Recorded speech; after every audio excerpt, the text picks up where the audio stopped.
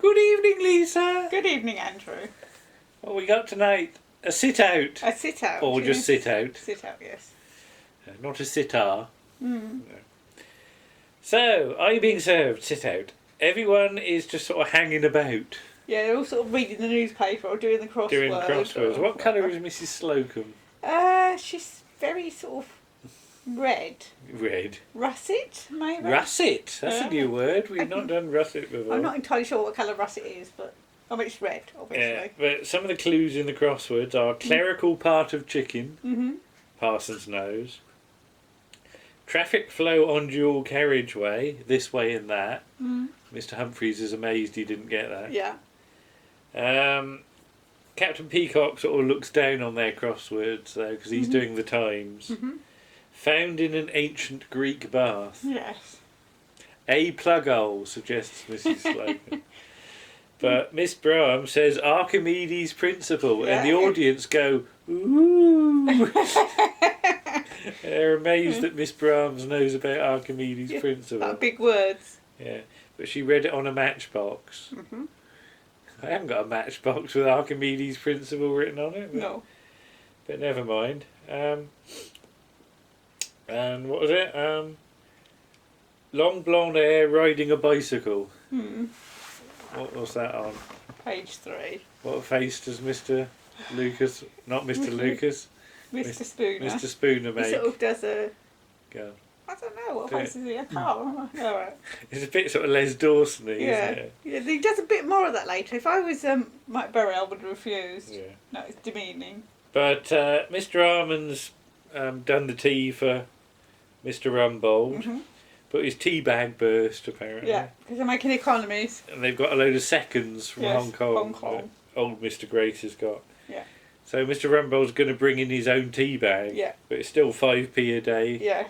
For the hot water use of the cup and and bringing it up. Service charge with Mr. Armand's smiling face. Yeah.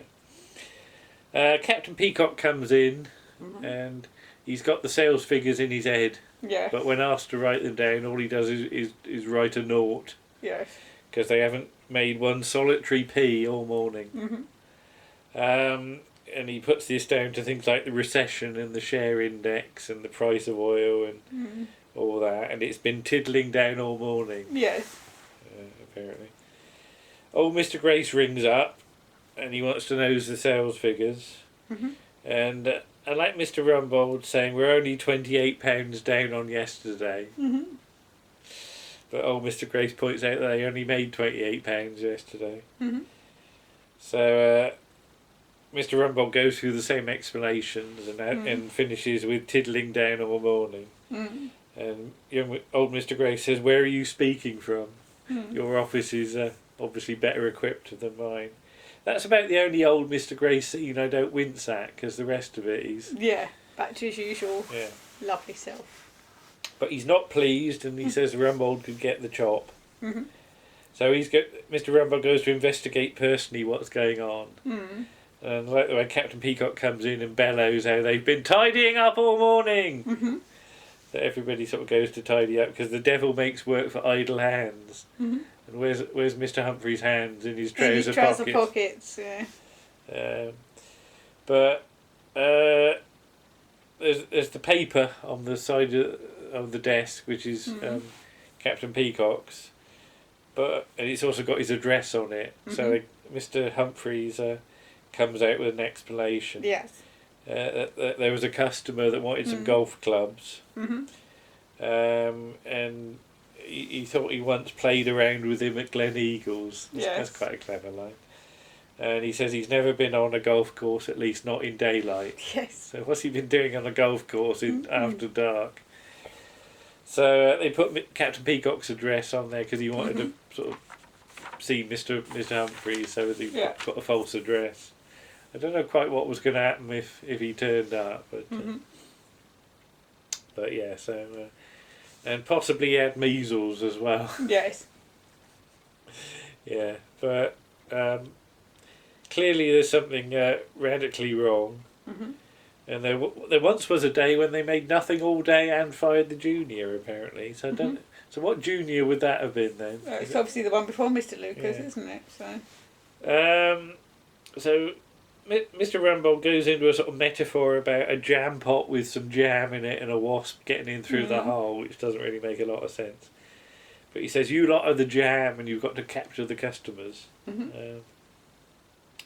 But yeah, apparently they buzz off when they see Captain Peacock's face, though. So they try Mr. Humphries in the greeting role instead, because he's sort of genial. So Mrs. Slocum and Mr. Rumbold play a married couple, and Mr. Humphries has to sort of deal with them. And he says they've been married for 10 years and know what they want, but they don't know where to find it. Yes. It must be magic being married to you. So they sort of... Mrs. Slocum goes to go upstairs to come out of the lift. And they're holding hands, but she's not going to run away. Yeah. And it's been raining, but it's good for the garden. And I like the way they sort of do this line exchange quite flatly, which is, have you got a big one? Not that big. But so Mr. Humphries succeeds in selling a number of things, including an evening bag, which is £15 reduced from 25, and a transparent nightie. Two transparent nighties. Well, two transparent nighties, because he often sells two, so it can be now you see it, now you don't. And some perfume as well, which is very strong and is called Power Failure. That's not a name for a perfume, but apparently you can find your wife in the dark. And the total sales go to £77. Yes. So yeah, Mr. Humphrey says he's ready and willing to take over if Captain Peacock's position becomes vacant. But Captain Peacock points out they do have less cooperative customers. Yes. Now, first of all, he wants to demonstrate with Miss Brahms, but somebody like her would never marry him. So, Mrs. Slocum, let's get upstairs, Mrs. Slocum. Yeah. He doesn't like being called suburban either. No. So, Mr. Rumbold asks, because he thinks he's upper middle class, but Mr. Rumbold says, have you got 2 bathrooms? No. Have you got garden gnomes? Yes. Are you within walking distance of a metropolitan station? Yes, then you're suburban. For some reason I turned over 2 pages at that point. Okay. But yeah, Captain Peacock is deliberately sort of... Being awkward. Awkward, isn't he? Yeah, what was it? Mr. Humphrey says that you can't go about with an... because about their sort of handbag, you know, she can't go about with an old bag on her arm. And Captain Peacock says, well, I have. And he wants a corrugated iron nightie. I will point out the nighties that Mr. Humphries hold up look far, far, far too small for Mrs. Slocum. Yeah. But yeah, he's been deliberately pig-headed and obstinate. It all ends in an argument, doesn't it, with everybody sort of talking over each other. And old Mr. Grace comes in and doesn't like what he's seeing. No. And he says he's going to knock everybody's wages down by 10%. Is he allowed to do that? Probably not. I don't get paid that much anyway. And they're going to end up in the bargain basement. They're going to move the whole section. And here we go. So he's got his nurse with him and he asks whether power excites her. And she says yes, and he says, you're easily pleased. And I just wrote horrible. Yeah, he's particularly nasty in this little section. Just with everything he does. There's no sort of understanding about what's happening with the staff. It's just they're not making any money, so they've got to suffer. So they're in the canteen. They're not keen on being reduced to the bargain basement. But Mr. Humphries is away. Dropped it. Mrs. Humphries' mother is going to have to resign from Mrs. Humphries' mother. Mr. Humphries' mother is going to have to resign from the co-op. Yes. I did put co-op, I didn't put coop. Okay. Mr. Grossman says he's still got his brains and his hands and his feet, so he could be a guide dog. Somebody suggests. Miss Brahms could get married, though. They keep on saying this sort of stuff. Yes.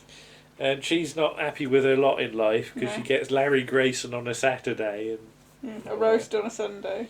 and she's looking for Dallas and all she's getting is Coronation Street. Mm-hmm. All Mr. Humphries is getting is Jack and Ori. Well, out of the three, I'm more interested in Jack and Ori, frankly. Depends who's on it. If it's Willie Rushton doing Winnie the Pooh, I wouldn't mind at all. Captain Peacock had the war at least, and he could be a mercenary. Could you imagine that? No. But he remembers when he was in the desert and the constant shelling. Mm. Miss Brum says, and once you'd finished on the peas, you had to start on the potatoes. I thought that was quite good. Mm-hmm. But yeah, they can't afford a 10% pay cut. Although Mrs. Slocum could send her pussy out to work, possibly. That wouldn't work, trust me. Captain Peacock is unusually feeling very militant because he's normally on the side of management. He is. Yeah, hit him in his pocket and he feels it, doesn't he? So, how about a sit-in or something? Well, if they have the sit-in in the department, no one will know. If they have it outside, they'll just get locked out. And they'd have to stand around a brazier to keep warm. Yes. And you don't have a fire in a brazier, do you? No. So Mr. Spooner suggests something and does another ooh face, doesn't he? Miss Brahms had a friend in Wormwood Scrubs. Okay. Who had some demands, and he sat on the roof with a bucket on his head. And a blanket. Yeah. So yeah, they need to alert the public to their grievances. So 9:30 a.m. tomorrow on the roof. Yes. So yeah, there's a brief scene with Mister Rumbold wondering where everybody is next morning, and Mr. Harmon. The lift doors open and they just go to him. So yeah, they go up on the roof with a medium-sized set, I suppose. Yeah. With a very sort of studio backdrop sky, though, isn't it? Sky, yes. There's no bolt on the door, but they nail a plank of wood to it, so nobody can come up. So when they're up there, what do? Well, they're not putting a bucket on their head. Shout over the parapet, maybe. Oi! Well, they need to do better than oi. They need a slogan. So they come up with the slogan, Grace Brothers unfair to salespersons. And first of all, they say it all willy-nilly, don't they? So they have to be they have to do it in time. Yeah, they sort of... So Captain Peacock drills them, doesn't gives them the time so that it's, right, after three. 1, 2, 3. Grace Brothers unfair to salespersons. Again. Grace Brothers unfair to salespersons. Very good. We didn't even rehearse that. We didn't. No. So, right, where are we? Lost place now. Yeah, a baby in a pram takes notice, but that's about it. Could they send a message in a bottle? Not really.